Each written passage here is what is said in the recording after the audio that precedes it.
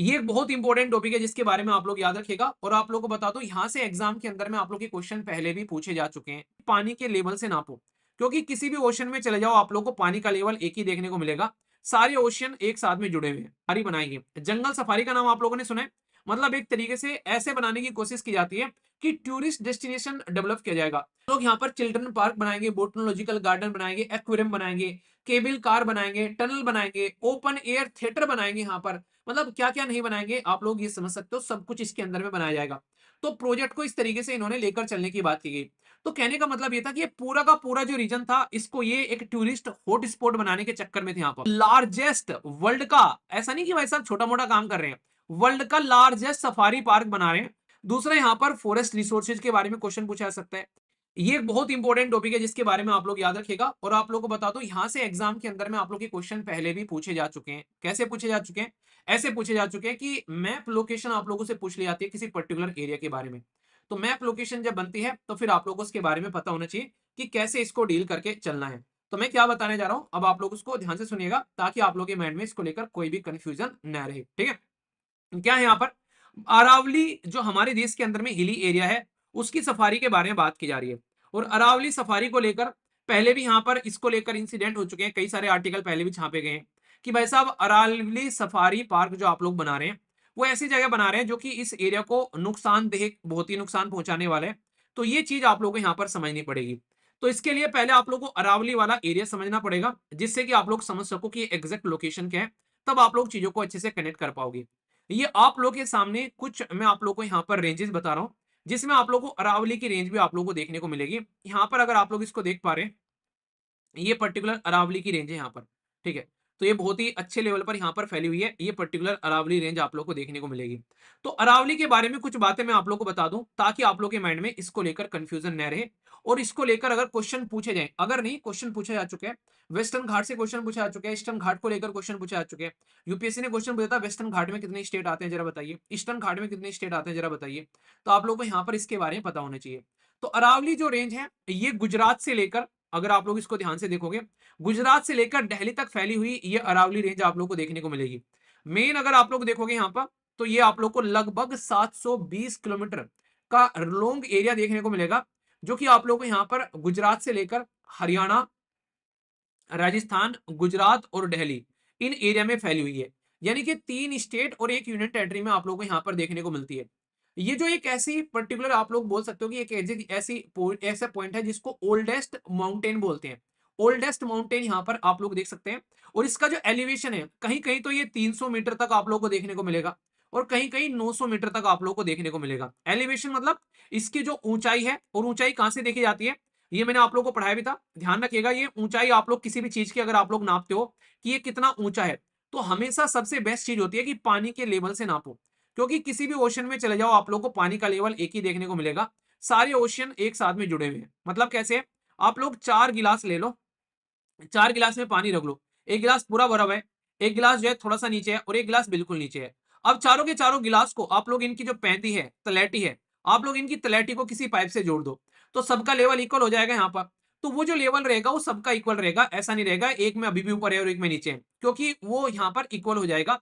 तो ऐसे ही यहाँ पर सारे के सारे ओशन का लेवल ऊपर आप लोग को इक्वल नजर आते हैं।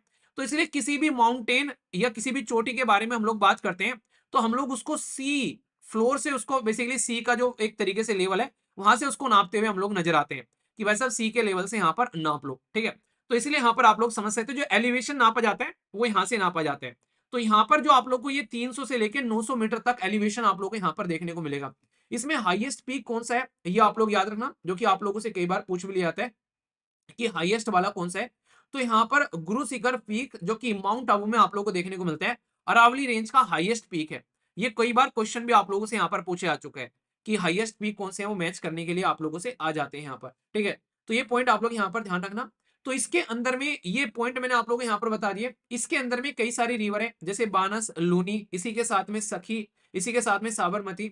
ये आप लोगों को कई सारी रिवर जो है इसी पर्टिकुलर रेंज से आप लोग को होती नजर आती है। तो ये भी आप लोगों से कई बार क्वेश्चन जो है ये यहाँ पर पूछ ले जाते हैं। ऐसा नहीं है कि ये ऊपर ही ऊपर दिख रहा है, इसको बोलते हैं कि जमीन के नीचे भी आप लोग जाते हो, तो फिर जमीन के नीचे भी यहाँ पर ओशन के अंदर जब जाते हैं तो ना कि भाई ऊपर ही ऊपर पर्वत दिख रहा है। कई सारे पर्वत आप लोग को ओशन के अंदर देखने को मिल जाते हैं, कई सारी चोटियां, कई सारी खाइयां। तो इस तरीके से आप लोग यहाँ पर समझ सकते हो। तो यहाँ पर अभी क्या हुआ, इस पर्टिकुलर रेंज के अंदर में ये बोला गया कि हम लोग सफारी बनाएंगे। जंगल सफारी का नाम आप लोगों ने सुना है, मतलब एक तरीके से ऐसे बनाने की कोशिश की जाती है कि टूरिस्ट डेस्टिनेशन डेवलप किया जाएगा, कि लोग जाएं घूमने फिरने और सरकार को भी पैसा मिले जब लोग जाएंगे यहाँ पर घूमने। तो टूरिज्म की तरीके से इसको डेवलप करने की बात यहाँ पर की गई। तो जब टूरिज्म की तरीके से इसको डेवलप करने की बात की गई, तो सीधा सीधा ये आया कि यार आप लोग टूरिज्म की तरीके से डेवलप करोगे, वहां पर आप लोग कुछ ना कुछ रहने खाने पीने सड़कें वगैरह सब कुछ बनाओगे वहां पर, तो उसके चक्कर में जो उसका नेचर है वो यहाँ पर बर्बाद होता हुआ नजर आएगा। जिस नेचर का ये सिस्टम है वो नेचर जो है उसका बर्बाद होता हुआ नजर आएगा। तो इसको लेकर हमारे देश के अंदर में जो इन्वायरमेंटलिस्ट है, हमारे देश के अंदर में जो इन्वायरमेंट का ध्यान रखने वाले, साथ ही साथ में हमारे देश के अंदर में और कई सारे लेवल पर इसको प्रोटेस्ट किया गया कि ऐसा नहीं होना चाहिए, क्योंकि ये कोई छोटा मोटा रीजन नहीं था। और ये सारा रीजन आप लोगों को बता दूं, ये जो इन्होंने काम किया बेसिकली इसको बनाने का, याद रखना इसको आप लोग क्वेश्चन भी पूछा सकते हैं। मैंने आप लोगों को बताया अभी रिसेंटली यहाँ पर कि गुजरात है, राजस्थान है, हरियाणा है और दिल्ली है। तो ये काम किया गया राजस्थान के अंदर में। राजस्थान गवर्नमेंट ने बोला कि 3,858 जो पर्टिकुलर ये बेसिकली हेक्टेयर एरिया है, उसमें अरावली सफारी पार्क बनाएंगे।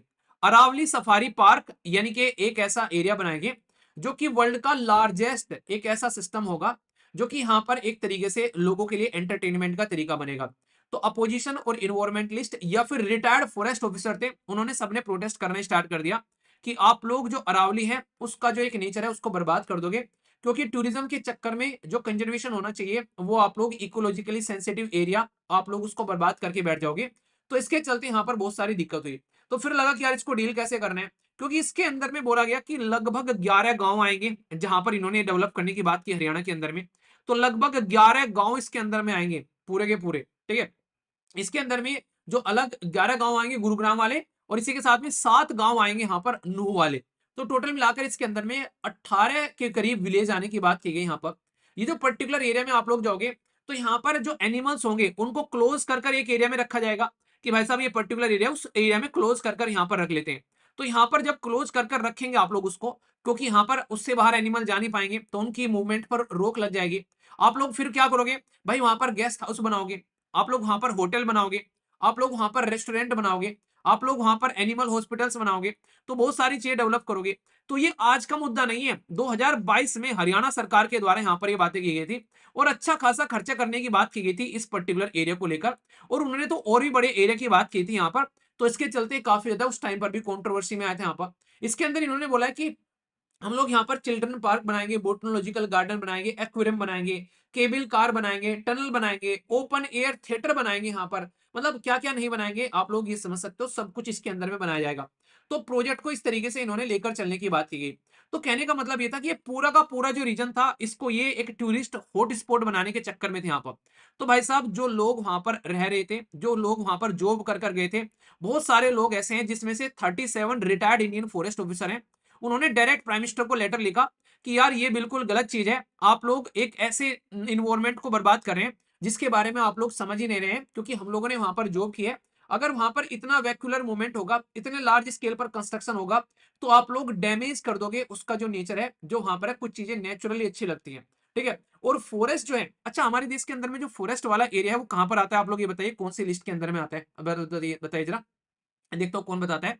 तो फॉरेस्ट कंजर्वेशन जो एक्ट है 1980 का, उसके हिसाब से इन्होंने यहां पर बताया कि भाई साहब ये फॉरेस्ट वाला एरिया जो है इसको आप लोग इस तरीके से लेकर नहीं चल सकते, कंजर्वेशन करने की बात आ रही है। आप लोगों ने तो इसको कमर्शियलाइज कर दिया, पैसे कमाने के चक्कर में आप लोग यहां से आ गए, तो ये बिल्कुल गलत तरीका है।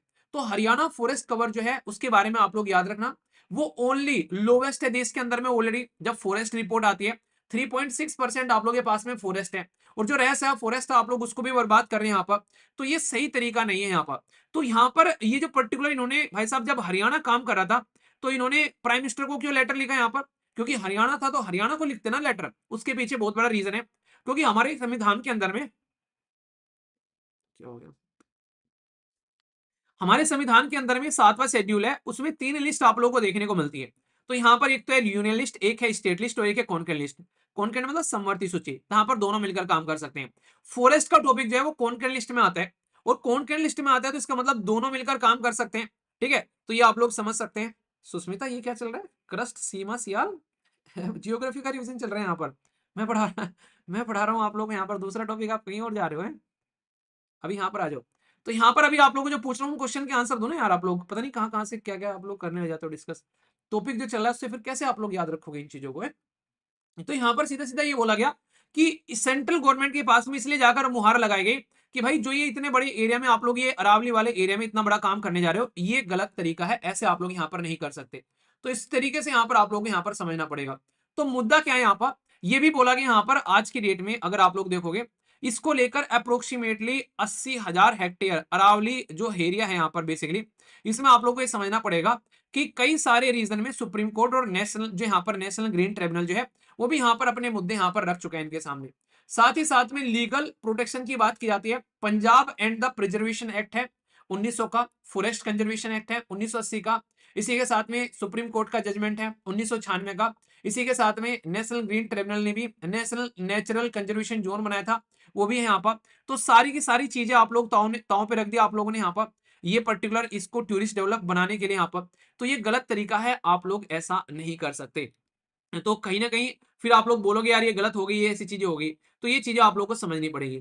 तो ये जो आप लोग लार्जेस्ट वर्ल्ड का, ऐसा नहीं कि भाई साहब छोटा-मोटा काम कर रहे हैं। वर्ल्ड का लार्जेस्ट सफारी पार्क बना रहे हैं ताकि टूरिज्म और एम्प्लॉयमेंट जनरेट किया जाए। तो इसके चक्कर में बाकी सारी चीज़ें आप लोग बर्बाद करके बैठ जाओगे यहाँ पर, क्योंकि ये प्रोटेक्टेड एरिया है और इनको आप लोगों को प्रोटेक्शन प्रोवाइड कराना पड़ेगा। तो इतने सारे कानून है हमारे देश के अंदर में प्रोटेक्शन प्रोवाइड कराने के लिए। वाइल्ड लाइफ प्रोटेक्शन एक्ट है यहाँ पर, wild life crime control act है, नेशनल ग्रीन ट्रिब्यूनल है, इंडियन फॉरेस्ट एक्ट है यहाँ पर। इसी के साथ में वाइल्ड लाइफ प्रोटेक्शन अमेंडमेंट जो लेकर आया गया 2006 का है, फॉरेस्ट कंजर्वेशन एक्ट है, शेड्यूल ट्राइब वाला कानून हो गया। ये सारी की सारी आप लोग ताक पर रख दे रहे हो, ये सही तरीका यहाँ पर नहीं है यहाँ पर, ठीक है। तो बहुत सारे चैलेंज हो जाएंगे यहाँ पर। एक तरीके से आप लोगों को समझना पड़ेगा कि कैसे आप लोग चीजों को कंट्रोल करोगे। तो सबसे ज्यादा इंपॉर्टेंट है कि डेजर्टिफिकेशन आप लोगों को समझना है। बहुत सारी हिल जो है आज की डेट में इरोड की जा रही है, वहां से लोग कहीं न कहीं अरे एक पत्थर भर-भर कर, कंकड़ भर-भर कर ले जाते हैं, कई बार बेचा जाता है इन चीज़ों को, सैंड बनाया जाता है, रेत बताया जाता है। रिच बायोडायवर्सिटी है वहाँ पर, 300 के करीब नेटिव प्लांट्स हैं यहाँ पर, 120 के करीब बर्ड्स की स्पीशीज़ हैं, वो बर्बाद हो जाएँगी यहाँ पर। क्लाइमेट पर अलग से इम्पैक्ट पड़ेगा यहाँ पर। इसी के साथ में ग्राउंड वाटर को लेकर दिक्कत आनी स्टार्ट हो जाएगी। पॉल्यूशन को आप लोग चेक नहीं रख पाओगे, वैसे भी एयर पॉल्यूशन इतना ज़्यादा आप लोगों को देखने को मिलता है एनसीआर वाले रीजन में। तो ऊपर से आप लोग ऐसी जो चीज़ें हैं, आप लोग उनको बर्बाद कर रहे हो, तो कैसे आप लोग पॉल्यूशन को यहाँ पर कंट्रोल कर पाओगे? तो ये बहुत बड़ी समस्याएँ आप लोगों को यहाँ पर देखने को मिलने वाली है, ठीक है? तो ये चीज़ आप लोग ध्यान रखना। अच्छा एक छोटा-सा इंपॉर्टेंट पॉइंट बताता हूँ मैं आप लोगों को। मैंने इतने सारे कानून आप लोगों को बताए, तो कई बार यूपीएससी आप लोगों से कसी किसी एक टॉपिक के ऊपर क्वेश्चन नहीं पूछती है। वो कई बार क्या करती है, एक टॉपिक के अंदर में दूसरा टॉपिक भी मर्ज करती हुई नज़र आती है, ठीक है? बहुत सारे ऐसे क्वेश्चन देखने को मिलेंगे। जैसे आरबीआई का क्वेश्चन पूछा था उन्होंने। आरबीआई का क्वेश्चन पूछा तो उन्होंने आरबीआई को कॉन्स्टिट्यूशन वाली बॉडी में कन्वर्ट करने की कोशिश की थी। तो ये चीज़ें आप लोगों को यहाँ पर समझनी पड़ेगी। तो ऐसे ही जैसे यहाँ पर देखो इंडियन फॉरेस्ट एक्ट के बारे में बात कर दी, कि शेड्यूल्ड ट्राइब से रिलेटेड जो कानून है उसके बारे में बात कर दी। फॉरेस्ट के बारे में एक और यहाँ पर इसी के बारे में एक्ट करेगी, माइनर फॉरेस्ट कहाँ पर आते हैं, फॉरेस्ट प्रोड्यूस को किस तरीके से डील करते हैं। तो इसीलिए आप लोग जब टॉपिक पढ़ा करो और टॉपिक पढ़ने के बाद में क्वेश्चन जरूर प्रैक्टिस किया करो, क्योंकि कई बार एक टॉपिक से क्वेश्चन आप लोग के नहीं आएंगे, कई बार कई सारे टॉपिक मिक्स हो जाएंगे। इसीलिए मैं आप लोग कहता हूं कि एटलीस्ट टेस्ट सीरीज जरूर लगाओ। ऐसे ऐसे टॉपिक का भी रिवीजन हो जाएगा जो कि आप लोगों ने नॉर्मली सोचा भी नहीं होगा कि यार दोनों को मर्ज कर एक क्वेश्चन बना दिया इन्होंने यहाँ पर, ठीक है। बात कर रहे थे यहाँ पर कि जो नहीं जमीन में उतरकर जो कचरा साफ करते हैं बेसिकली, जो जो खासकर जो एक सीवेज जो ट्रीटमेंट प्लांट है उनका जो चेक करते हुए कई बार नजर आते हैं, ठीक है, सफाई कर्मचारी, उसके फंडामेंटल राइट के साथ में पॉलिटी जोड़कर उन्होंने क्वेश्चन पूछ लिया अभी रिसेंटली एक स्टेट विशेष के अंदर में, ठीक है। तो क्वेश्चन आप लोग का मर्ज कर कर आ जाते हैं कई सारे टॉपिक को, तो ध्यान रखिएगा, ठीक है। इसका आंसर भी हो गया, पूरा एक्सप्लेनेशन भी आप लोग एक बार देख लेना, इसको पढ़ना आप लोग आराम से। तो बेसिक बताने का पर्पज ये था कि ताकि आप लोग चीजों को अंडरस्टैंड कर सको, ठीक है। बाकी इलीगल माइनिंग होती है, उसको लेकर क्वेश्चन पूछे जा सकते हैं। इन्वायरमेंट को लेकर 2013 में क्वेश्चन पूछा गया कि ऐसे एरिया में इलीगल माइनिंग की जाती है तो उसको कैसे रोकोगे आप लोग। खासकर अरावली जो फॉरेस्ट रेंज है वहां पर भी इलीगल माइनिंग देखने को मिलती है। दूसरा यहाँ पर फॉरेस्ट रिसोर्सेज के बारे में क्वेश्चन पूछा जा सकता है कि क्या इंपैक्ट पड़ेगा यहाँ पर, तो ये आप लोगों को समझना पड़ेगा। तो ये अलग तरीके से प्रीलिम्स में भी और मेंस में भी आप लोगों को क्वेश्चन बन जाएगा आसानी से। तो टॉपिक को इस तरीके से आप लोगों को समझ के चलना है यहाँ पर, ठीक है। कोनो दिक्कत, कोनो समस्या, कोनो परेशानी यहाँ तक है तो बताइए, ठीक है।